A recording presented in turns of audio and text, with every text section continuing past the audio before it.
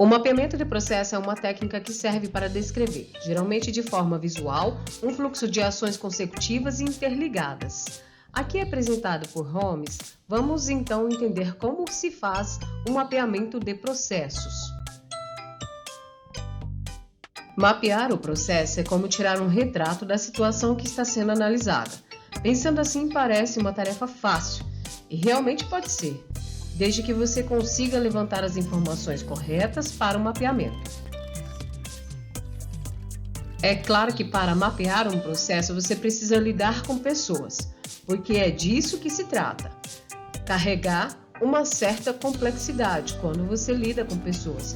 Por isso, além de entender o que o mapeamento de processos faz, você também precisa aprender a explorar cenários desconhecidos. É sobre isso e muito mais que nós vamos falar neste vídeo para que você então possa saber, ao final, como são os processos do ponto de vista de gestão, por exemplo.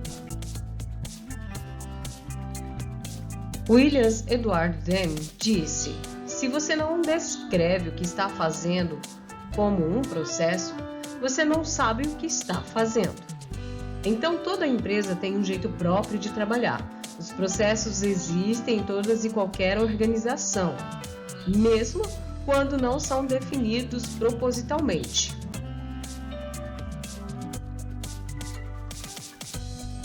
O que são processos? Basicamente são sequências de ações e atividades interdependentes que existem em prol de um objetivo. Em um processo, cada etapa pode ser executada por uma pessoa ou área diferente. Por isso dizemos que são interfuncionais. Podemos dizer que processos são a evolução das tarefas. Em uma lista de tarefas, atividades não se relacionam obrigatoriamente. Exemplo: ir ao mercado, pagar as contas, buscar a criança na escola, jogar o lixo e lavar a louça. Vejamos então como esses itens formam uma perfeita checklist de afazeres domésticos onde nenhum depende compulsoriamente do outro para ser executado. Já em um processo, são necessariamente várias atividades para alcançar os objetivos. Você pode imaginar um exemplo clássico de preparar um bolo, que é juntar os ingredientes, mexer até a consistência ideal, untar a forma, pré-aquecer o forno e colocar para assar. E neste caso, as ações dependem da outra e pode ser realizada por uma pessoa diferente. Como essas ações apresentadas para o bolo, basicamente é assim que os processos começam a existir. Nas empresas, temos ainda os tipos de processo. Os tipos de processo de negócio, por exemplo, são quando estão em todos os lugares. E mais do que isso, eles se desdobram em outros subprocessos. Por exemplo, para produzir o bolo não é necessário comprar o ingrediente. Por isso, então, também é um processo, o processo do negócio. Mapear o processo é trazer à luz o que já existe. A representação visual é um passo importante para essa prática para mapear os processos, porém, nunca se resume a isso.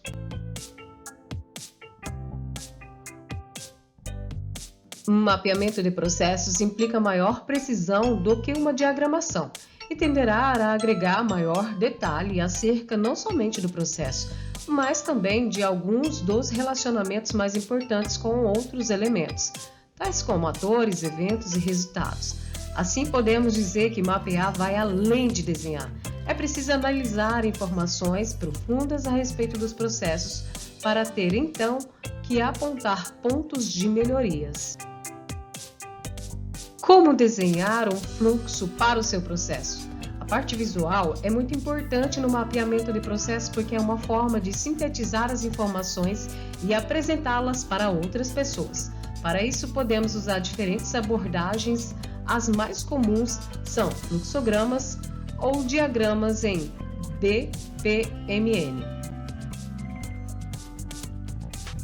Você pode pausar esta imagem para você observar quais são os principais elementos para a anotação do BPMN e também apresenta os significados de cada um deles.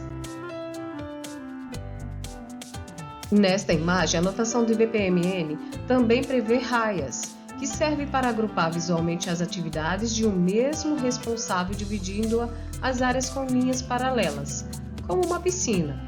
Para desenhar o diagrama BPMN do seu processo, basta reunir as informações levantadas e construir o fluxo atribuindo um elemento para cada ação.